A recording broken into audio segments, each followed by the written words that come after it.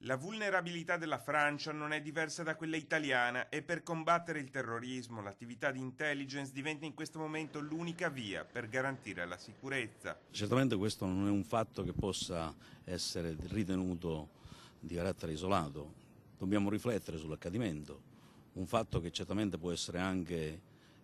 emulato da invasati che girano comunque in Europa. Per questa ragione ad essere sorvegliati speciali in queste ore sono i centri di preghiera, le 25 strutture dove in provincia i musulmani si trovano per pregare, da via Pisa a via Volta a Villorba, passando per la moschea di Colfosco dove lo jihadista bellunese Mesinovic ha mosso i suoi primi passi. Oltre al monitoraggio, spiega Flaviano Giuliano che oltre ad essere segretario del SIAP regionale e il responsabile della sezione terrorismo della Digos Trevigiana, è necessario vietare il rientro in Italia di chi ha combattuto nei teatri di guerra. Servono inoltre pene più severe per chi fiancheggia i terroristi e al tempo stesso incentivi per chi è in grado di fornire informazioni utili alla polizia. Io porto l'esempio di Treviso, laddove noi